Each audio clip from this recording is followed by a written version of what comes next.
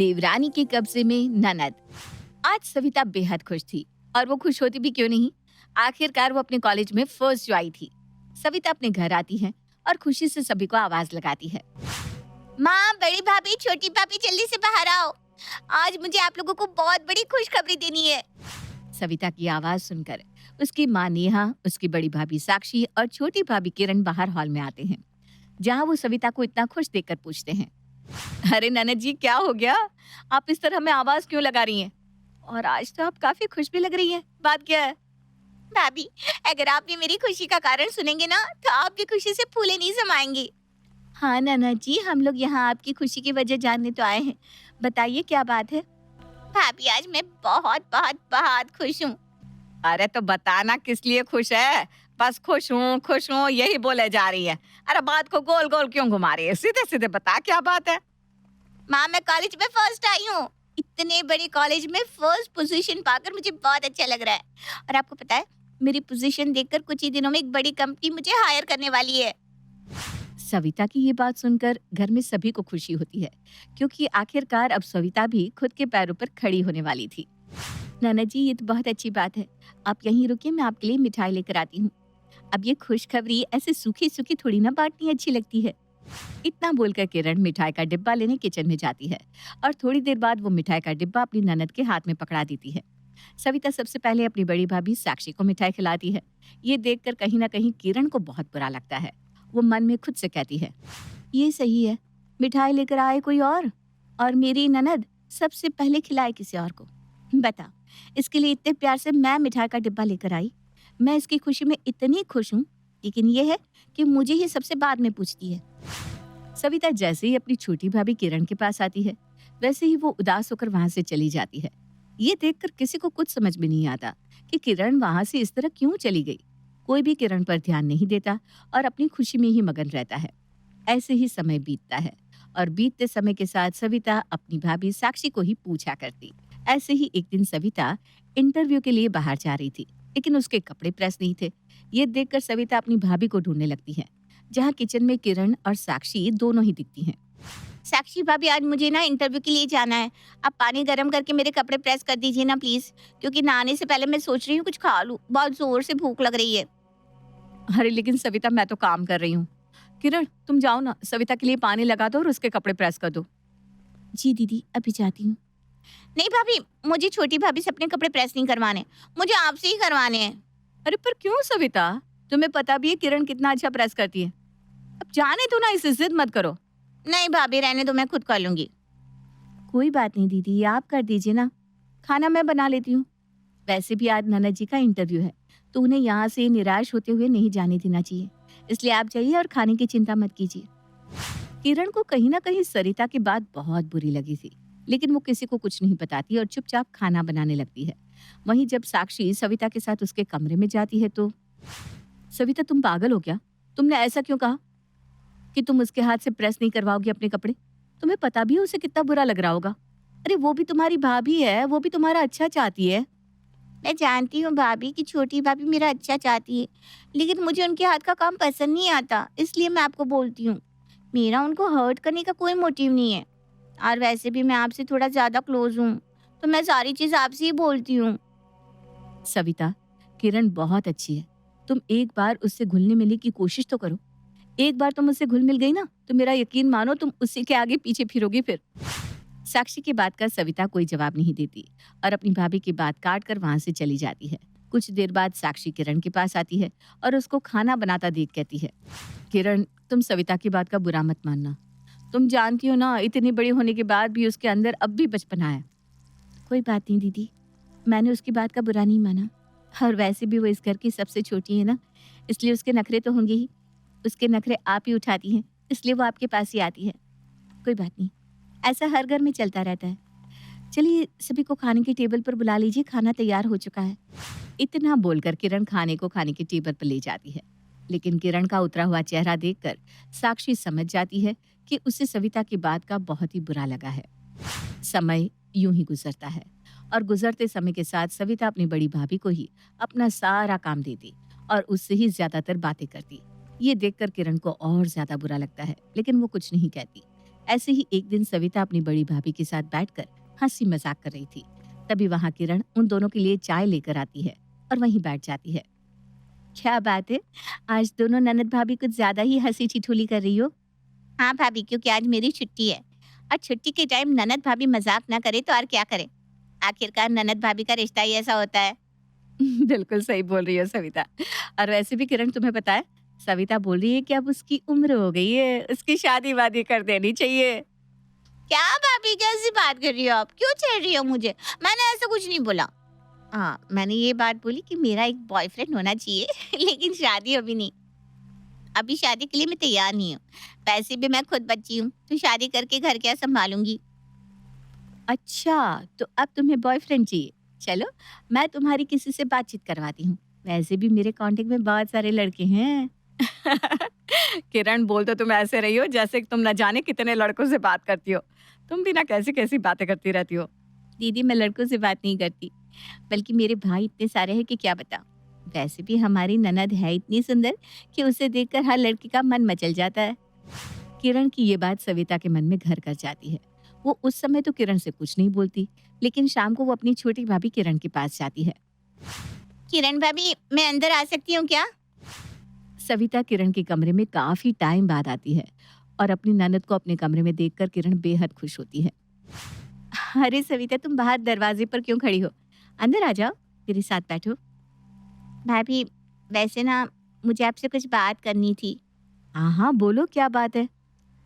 भाभी, वो आज जो हंसी मजाक में आप बाहर बोल रही थी ना, मैं उसी बारे में बात करने आई हूँ। मतलब, मैं कुछ गलत नहीं बोल रही, पर मेरा मानना है कि मेरी उम्र हो चुकी है और अब तक मेरा एक भी बॉयफ्रेंड नहीं है।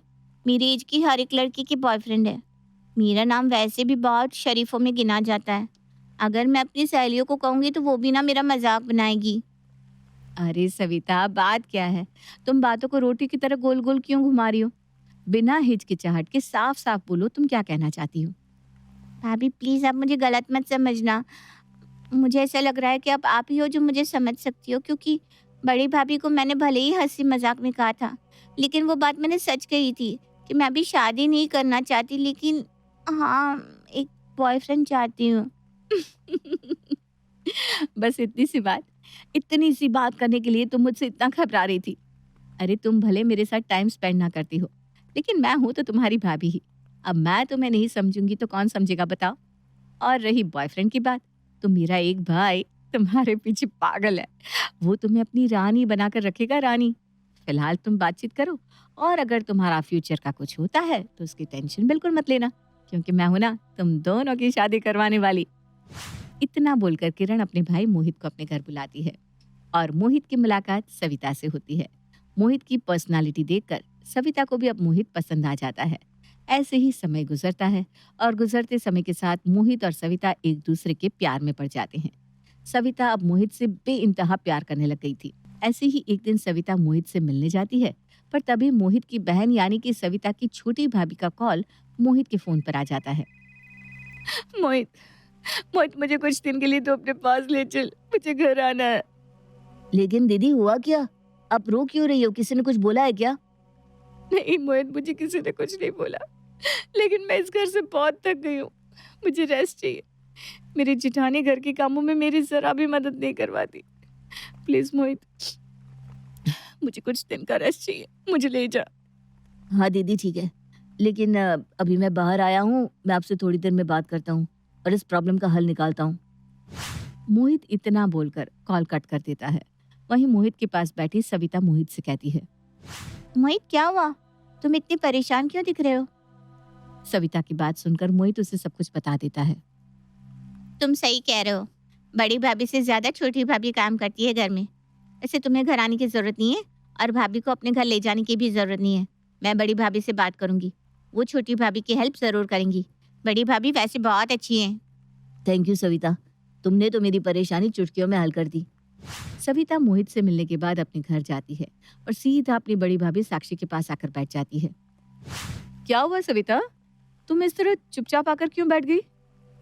भाभी, मैं आपसे कह रही थी कि छोटी भाभी घर में कितना काम करती है ना, वो जरा भी रेस्ट नहीं करती, लेकिन फिर भी वो कभी किसी से शिकायत नहीं करती। पर भाभी, हमें नहीं लगता हमें छोटी भाभी की थोड़ी हेल्प कर देनी चाहिए? मतलब जैसे वो सुबह का खाना बना रही है तो शाम का खाना आप बना लो। तुम सही कह रही हो सविता। मुझे किरण की हेल्प करनी चाहिए। सविता अपनी भाभी को बड़े ही प्यार से मना लेती है और इस तरह अब साक्षी अपनी देवरानी की मदद करती है। ये देखकर किरण को भी काफी अच्छा लगता है। समय गुजरता है और गुजरते समय के साथ किरण जानबूझकर अपने भाई मोहित को तभी फोन करती जब सविता उससे मिलने जाती। इस तरह सविता को किरण की परेशानी भी पता चल जाती और वो इनडायरेक्टली अपनी भाभी की मदद भी कर देती। ऐसे ही एक बार मोहित किरण के घर आता है, जहाँ सविता उसके लिए चाय लेकर आती है। सविता और मोहित आपस में बैठकर चाय पी रहे थे, तभी किरण उनके पास आती है। अरे वाह!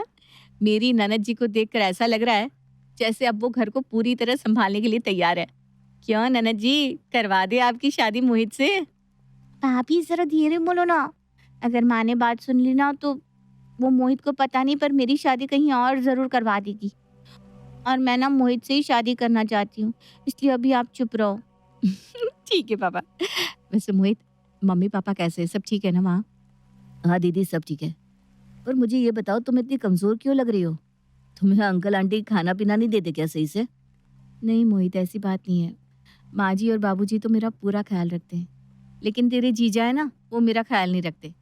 कभी कभी तो मन करता है कि अलग हो जाओ इस घर से। अब बड़े भैया को देख लो, वो दीदी को हर एक चीज का हिसाब देते हैं, लेकिन एक तुम्हारे जीजा है, अगर उनसे मैं 10 रुपया भी मांग लूँ ना तो आफत आन पड़ती है उनके ऊपर। भाभी अगर ऐसा है तो आपने आज तक हमें बताया क्यों नहीं? अरे क्या बताती ननद जी, ये पति पत्नी का मामला है। अगर इसमें परिवार वाले पड़े तो क्या हमारा रिश्ता टिक पाएगा? और वैसे भी अगर मैं तुम्हें बता भी देती तो फैमिली इनका ही सपोर्ट लेती, ना कि मेरा, क्योंकि मैं इस घर की बहू हूं ना, इसलिए। सविता को किरण की ये बात खटक जाती है।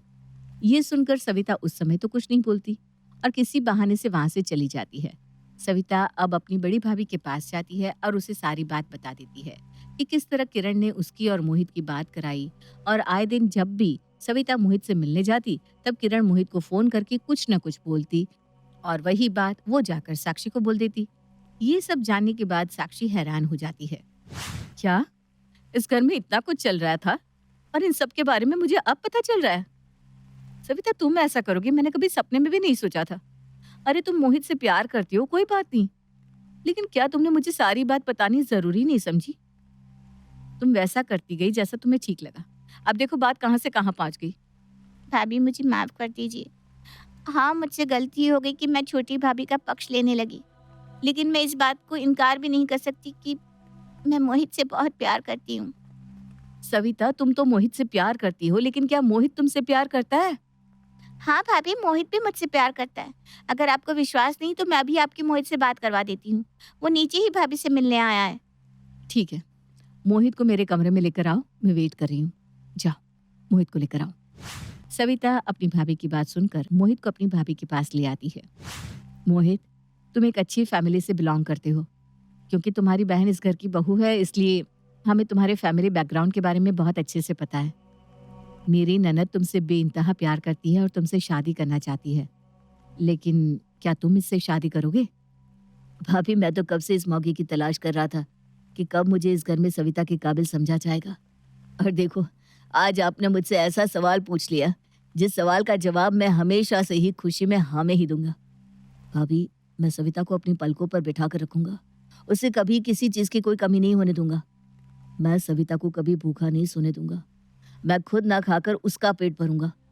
मैं कभी भी उसकी आंखों में आंसू नहीं आने दूंगा और मैं उससे उतना ही प्यार करता रहूंगा जितना आप लोग करते हैं। जब तुम इतने अच्छे हो तो तुम्हारी बहन के मन में इतना जहर क्यों है? क्या मतलब? मोहित के सवाल का जवाब साक्षी देती है।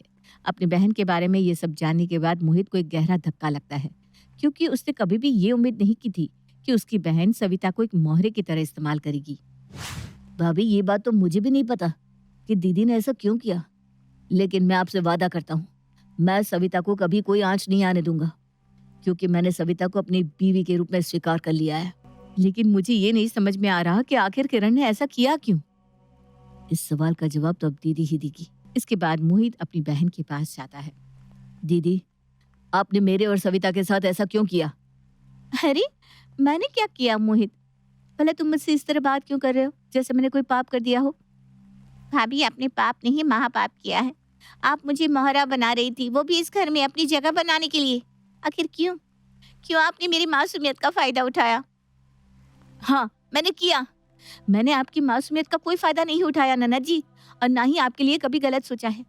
अरे आपके लिए गलत सोचती तो मैं आपकी बातचीत अपने भाई से नहीं करवाती, बल्कि ऐसे ही किसी ऐरे-गैरे लड़के से करवा देती। क्योंकि मुझे पता है कि मेरा भाई बहुत अच्छा है, वो तुम्हें रानी बनाकर रखेगा। इसीलिए मैंने तुम दोनों की बातचीत करवाई। और हाँ, मैंने तुम्हें मोहरा बनाया क्योंकि इस घर में मेरी कोई वैल्यू नहीं थी। मेरा होना ना होना एग्जिस्ट नहीं करता। अरे मैं भी इस घर की बहू हूँ, लेकिन मुझे कोई पूछता ही नहीं था। अपनी वैल्यू बनाने के लिए मुझे कुछ तो करना था ना। हाँ, मेरा तरीका गलत था, लेकिन ननद जी मैंने आपके लिए कभी गलत नहीं सोचा। हर कोई मुझे इग्नोर करता था, घर का हर एक इंसान, यहाँ तक कि तुम्हारे भैया भी मुझे कुछ नहीं समझते। क्यों? आखिर ऐसी भी क्या कमी है मुझ में? किरण की बात सुनकर अब सब लोग चुप हो जाते हैं, क्योंकि कहीं ना कहीं किरण की बातें बिल्कुल सही थी। किरण को इस तरह रोता देख साक्षी उसके पास आती है और उसे चुप करवाती है, और उसको एक वादा देती है कि आज के बाद वो कभी इस घर में अकेला फील नहीं करेगी। और बदले में किरण भी उसको वादा देती है कि वो भी आज के बाद ऐसी कोई हरकत नहीं करेगी जिससे किसी को दुख पहुंचे। और इस तरह एक बार फिर सब एक साथ मिलकर रहने लगते हैं।